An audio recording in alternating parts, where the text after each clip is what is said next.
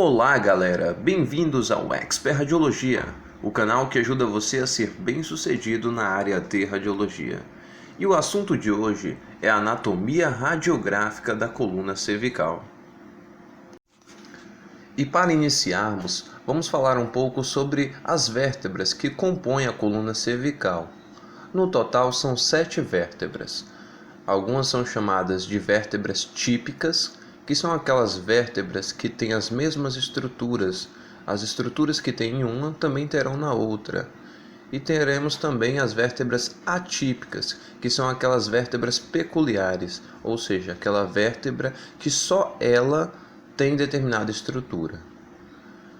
Vamos começar falando um pouco sobre as vértebras típicas, que são 4.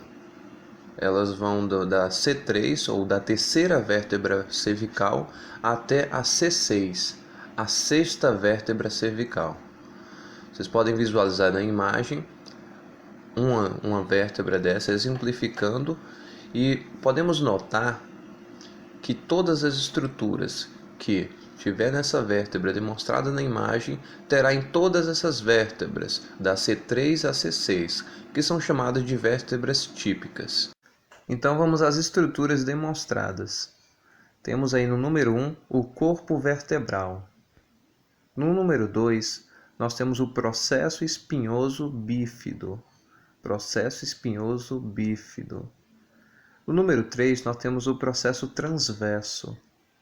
Ele fica mais lateralizado, tanto da região direita quanto esquerda. Existem os processos transversos. No número 4 nós temos o pedículo. É essa intersecção entre o corpo vertebral e o processo articular. É chamado de pedículo, no número 4. O número 5 nós temos a lâmina, que fica entre a região do processo transverso e o processo espinhoso. É o número 5 que é chamado de lâmina. No número 6 nós temos o processo articular superior. Número 7, nós temos o processo articular inferior. No número 8, o forame vertebral. Número 8, o forame vertebral. E o número 9, o forame transverso, que é uma característica peculiar das vértebras cervicais, assim como também o processo espinhoso bífido. Agora vamos falar um pouco sobre as vértebras atípicas, que são aquelas que têm características peculiares. Temos a primeira vértebra típica, que é o atlas, que é a primeira vértebra cervical. O que difere essa vértebra das vértebras típicas? Uma das coisas é que essa vértebra ela não tem o corpo vertebral. No lugar do corpo vertebral nós teremos o arco tanto anterior quanto o arco posterior, como bem demonstrado no número 1 e no número 2. Além disso, essa vértebra ela não tem o processo espinhoso. Nós temos tubérculos. Temos o tubérculo anterior, demonstrado no número 3, e o tubérculo posterior, demonstrado no número 4. Outra vértebra típica é o áx, que é a segunda vértebra cervical. O que difere essa vértebra das outras é exatamente o dente que ela tem. É o dente do áx, ou também chamado de processo odontóide. Aí podemos visualizar aí nessa imagem a articulação atlanto-axial, que é a articulação que acontece entre o atlas e o áx. Podemos visualizar o dente do áx se encaixando perfeitamente no atlas, proporcionando o movimento do pescoço. A última vértebra atípica é a C7. Então, no total, são 3 vértebras atípicas e 4 vértebras típicas. O que difere a vértebra C7 das outras vértebras? Porque ela tem o processo espinhoso mais longo e não é bífido como as outras. Então, ela é chamada de vértebra proeminente. Agora que já entendemos um pouco sobre a anatomia geral, vamos entrar na anatomia radiográfica propriamente dita, pois através desse conhecimento que tivemos sobre a coluna cervical, iremos avaliar a imagem. Bem, para a rotina para avaliação da coluna cervical são duas incidências básicas. É a incidência antero-posterior e a incidência látero-lateral, ou o posicionamento frente e o posicionamento perfil, que está bem demonstrado nessas duas imagens aí na tela. Vamos começar avaliando as estruturas demonstradas no posicionamento e incidência frente ou AP. Bem, um ponto interessante de notarmos é que haverá uma sobreposição da mandíbula, ou seja, nós não visualizaremos nem a vértebra C1 nem a C2 no posicionamento frente, pois a mandíbula ela estará na frente dessas estruturas. Então, as estruturas demonstradas nessas incidências será C3, a vértebra C3, a vértebra C4, C5, C6, C7 e a T1. É importante demonstrarmos a primeira vértebra torácica, que é chamada de T1, pois não perderemos a estrutura, a transição entre a vértebra cervical C1, ou seja, entre a coluna cervical e a coluna torácica.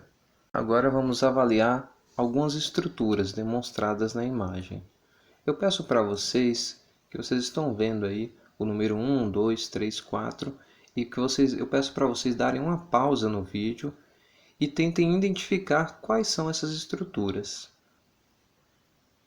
Já que vocês já deram essa pausa, vamos agora continuar e eu mostrarei para vocês o que cada número se refere a determinada estrutura. O número 1 está mostrando aí o corpo vertebral.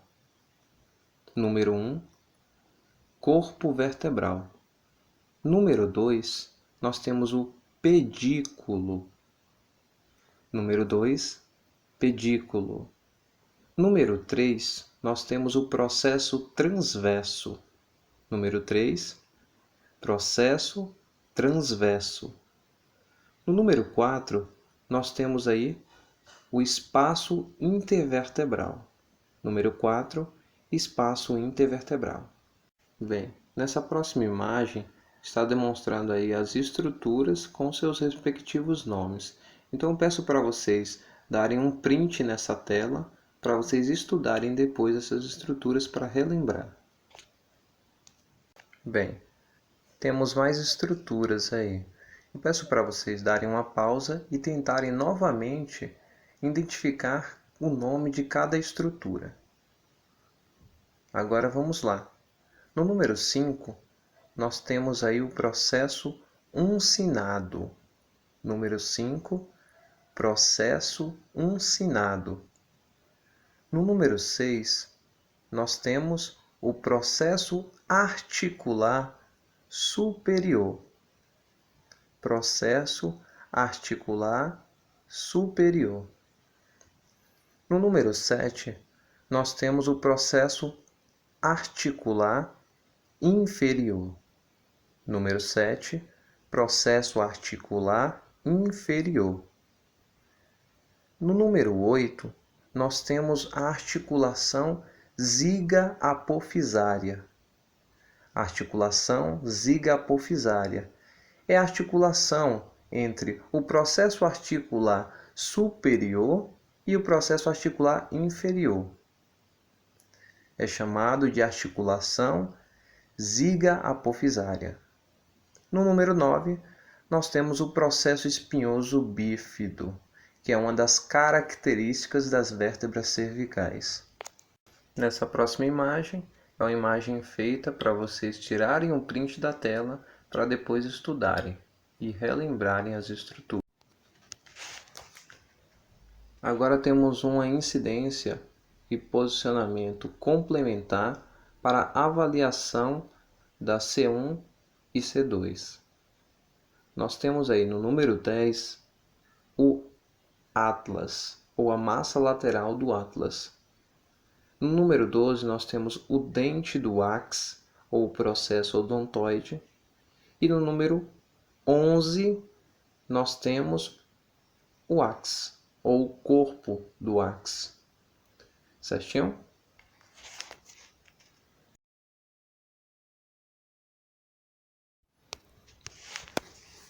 Agora vamos passar para a próxima incidência, ou posicionamento.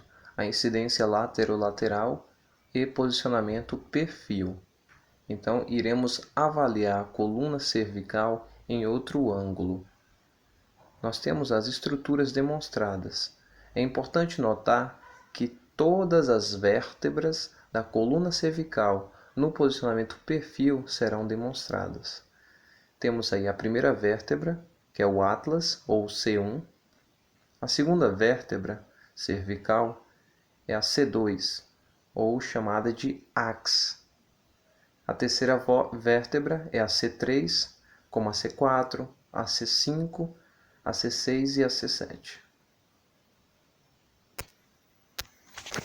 Nessa próxima imagem, eu peço para vocês darem novamente uma pausa no vídeo e tentarem identificar novamente as estruturas. Depois vocês confiram comigo se vocês acertaram. Bem, no número 1, nós temos aí o arco anterior do atlas. O arco anterior do atlas. Lembrando que o atlas não tem corpo. Então nós temos arcos. No número 2, nós temos o arco posterior do atlas. Número 2, o arco posterior do atlas. No número 3, nós temos o corpo vertebral.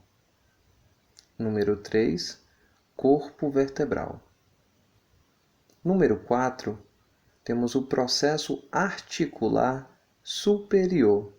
Número 4, processo articular superior.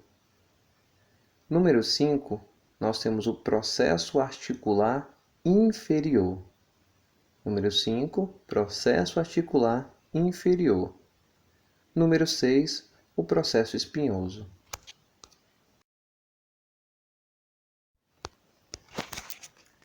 Agora, novamente, vocês irão dar uma pausa e identificar essas novas estruturas. Bem, no número 7, nós temos o dente do áx. Note que o dente do áx ele se articula com o arco anterior do atlas. O dente do áx ele se encaixa no atlas, formando aí a articulação atlanto-axial. Então temos aí número 7, dente do áx ou processo odontoide. No número 8, nós temos a articulação ziga-apofisária. Articulação ziga-apofisária, que é a articulação entre o processo articular superior da vértebra inferior e o processo articular inferior da vértebra superior. Ou, em outras palavras, a articulação entre os processos articulares. É chamada de articulação ziga-apofisária. E o número 9, nós temos o processo espinhoso. Note que esse processo espinhoso ele é um pouco mais longo. Ele é o processo espinhoso da C7, da vértebra proeminente. Então, esta foi a aula de hoje. Eu espero que tenham gostado. Inscrevam-se no canal, deixe o seu like e ative o sininho para ficar a par de todos os nossos novos vídeos. Agradeço por tudo e até a próxima aula.